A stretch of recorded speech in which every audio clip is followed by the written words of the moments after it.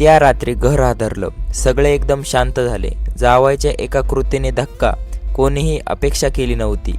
घरात मोठा वाद सुरू. सासरे रागाने थरथरत होते. सासू डोळ्यात पाणी धरून. मुलगी घाबरून शांत बसली आणि जावई शांत उभा. गावात जावयाची चर्चा. सगळे त्याचं कौतुक करत. तो खूप साधा दिसायचा. बोलणं खूप नम्र होतं. सासऱ्यांना तो आवडला. लग्न मोठ्या थाटात झालं. गावभर आनंद पसरला. मुलगीही खूप खुश होती. सगळं छान चाललं होतं. काही महिने सुखात गेले. घरात हसू आणि आनंद. जावई सगळ्यांना मदत करायचा. सासऱ्याच्या कामात हात. सासूला आदराने बोलायचा. गावात त्याची वाहवा.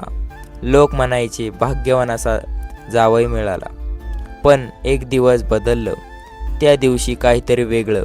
जावई अचानक शांत झाला. कुणाशी जास्त बोलला नाही. सासऱ्यांना थोडं आश्चर्य. मुलगीही विचारात पडली. काय झालं त्याला अचानक?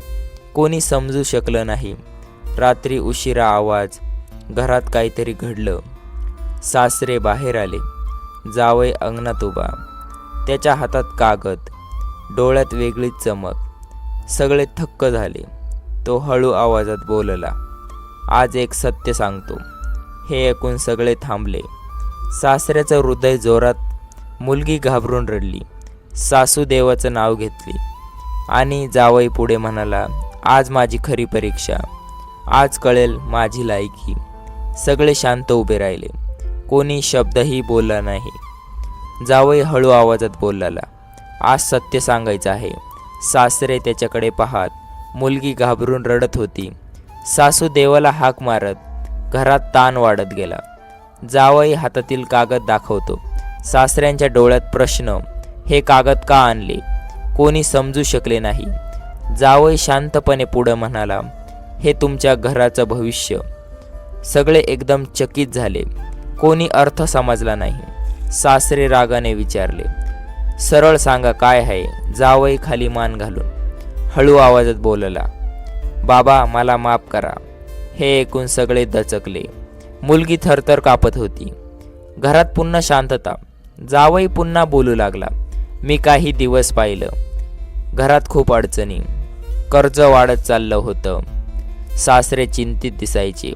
सासू रात्री झोपत नव्हती. मुलगीही काळजी करत. पण कोणी बोलत नव्हतं.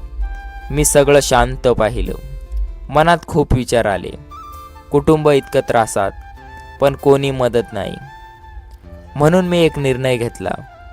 आज तो सांगायला आलो. हे ऐकून सगळे स्तब्ध. सासऱ्याच्या कपाळावर आठ्या. जावई पुढे म्हणाला, मी शहरात जाऊन आलो. काही काम शोधलं. दिवस रात्र मेहनत केली. थोडे पैसे जमवले आणि काही योजना केल्या.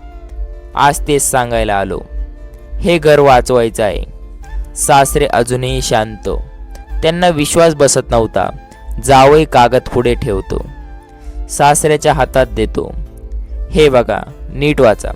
घरासाठी घेतलेली योजना. सासरे थरथर कागद पाहतात आणि अचानक थक्क होतात. घरात पुन्हा कुजबूज. सगळ्यांना कुतूहल वाढत. काही लिहिलं आहे त्या कागदात. मुलगीही जवळ येते. सासू देवाचं नाव घेते. सगळे उत्तराची वाट पाहतात आणि तेव्हा सासरे म्हणतात, हे खरं आहे का? कथा इथेच थांबत नाही. पुढे अजून मोठा धक्का. जावयाची खरी लायकी आत्ता सगळ्यांसमोर येणार. सासरे कागद वाचत होते. हात हलके थरथरत होते. घरात शांतता पसरली. सगळे त्यांच्या चेहऱ्याकडे पाहत. मुलगी श्वास रोखून उभी. सासू मनात प्रार्थना करत. जावई शांत उभा राहिला. त्यांच्या डोळ्यात विश्वास. सासरे हळूच आवाजात बोलले, हे सगळं तू केलं? जावई मान हलवतो, हो बाबा मीच केलं. हे ऐकून सगळे थक्क. मुलीच्या डोळ्यात पाणी. सासू एकदम बसली. कोणी शब्द शोधत नव्हते. त्या कागदात योजना होती. घराचं कर्ज फेडण्याची योजना, शेती सुधारण्याची योजना, नवीन काम सुरू करण्याची योजना. जावयाने सगळं लिहिलं. कसा खर्च कमी करायचा, कसा पैसा वाचवायचा, सगळं नीट समजावलं. सासरे पुन्हा विचारतात, हे का केलंस बाळा? जावई शांतपणे उत्तर देतो, हे माझंही घर आहे. तुमचा त्रास पाहवत नव्हता म्हणून प्रयत्न केला, माझ्या परीने मदत केली. हे ऐकून सगळे भाऊक. मुलगी जवळ येते, तिच्या डोळ्यात अभिमान. ती हळू म्हणाली, मला माहीत नव्हतं काही तू एवढा सगळं केलंस.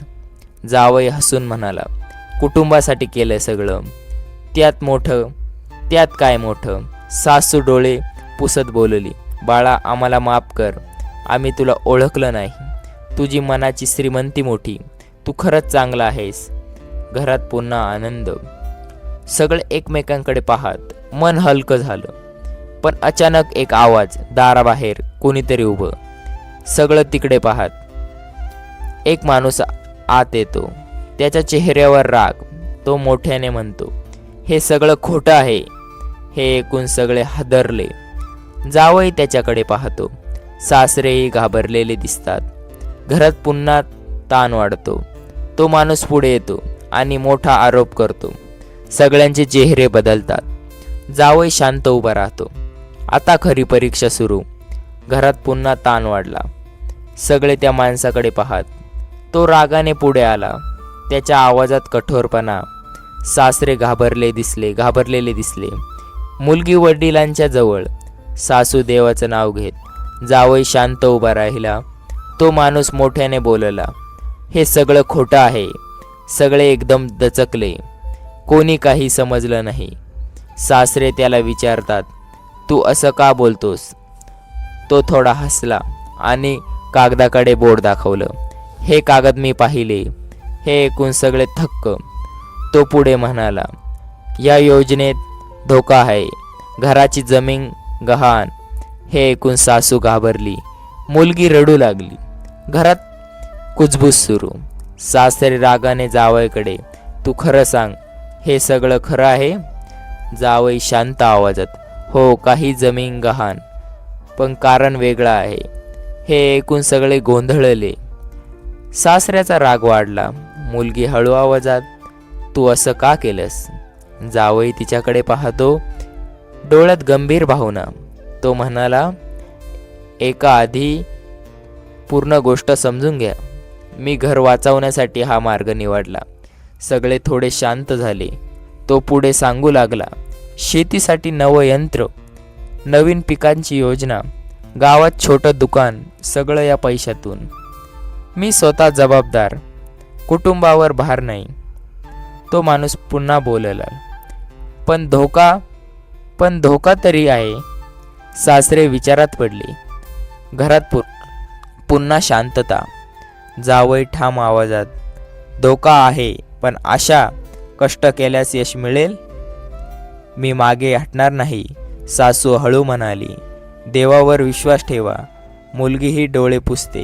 सासरे खोल श्वास घेतात आणि जावईकडे पाहतात. त्याच्या चेहऱ्यावर विचार. एक मोठा निर्णय घ्यायचा. आता घराचं भविष्य ठरणार. घरात खोल शांतता पसरलेली. सासरे विचारात उभे राहिले. सगळे त्यांच्या उत्तराची वाट. जावई शांतपणे उभा राहिला. मुलगी हात जोडून उभी. सासू देवाला आठवणी होती. त्या माणसाचाही चेहरा गंभीर, क्षण खूप मोठा वाटत होता. सासरे हळू आवाजात बोलले, मला एक प्रश्न आहे. जावई आदराने पुढे आला. बाबा तुम्ही विचारा. सासरे थोडे थांबले. तुझा विश्वास किती मजबूत? जावई लगेच उत्तर देतो, माझा विश्वास पूर्ण आहे. मी मेहनत करीन. रोज मी हार मानणार नाही. हे घर माझंही आहे. तुमचं स्वप्न पूर्ण करीन. हे ऐकून सगळे शांत. मुलीच्या डोळ्यात आशा. सासूच्या चेहऱ्यावर समाधान. घरात वेगळं वातावरण. तो माणूस पुन्हा बोलला, धोका अजूनही आहे. सासरे त्याच्याकडे पाहतात. मला ते माहीत नाही, पण कधी कधी आयुष्यात धाडस करावंच लागतं. जावई प्रामाणिक आहे. मला त्याच्यावर विश्वास. हे ऐकून जावई भाऊक. त्याच्या डोळ्यात पाणी. तो सासऱ्याच्या पायाला लागला. मला साथ द्या. मी तुमचं मान उंच. हे घर पुन्हा उभं करीन. सगळं भावनिक भरले. घरात आशेचा किरण. मुलगी हळू आवाजात, मीही तुझ्यासोबत आहे. आपण दोघे मेहनत करू. घर पुन्हा फुलेल.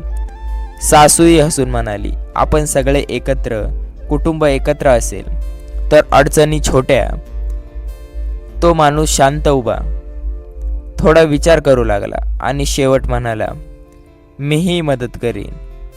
गावात माझे संपर्क, काम वाढवायला, उपयोग हे ऐकून सगळे आनंदी. घरात पुन्हा हसू. त्या दिवसापासून बदल. सगळे मेहनत करू लागले. शेतीत नवं पीक, दुकान हळूहळू चालू, कर्ज कमी होऊ लागलं, घरात सुख परत आलं. लोक म्हणू लागले, हा जावई खरंच लायक. कथेची शिकवण साधी, विश्वास आणि मेहनत महत्त्वाची. कुटुंब एकत्र असेल तर संकट लहान वाटतं. जावायच्या त्या कृतीने घर खरंच बदललं आणि सगळ्यांना कळलं, खरी लायकी मनात असते. धन्यवाद.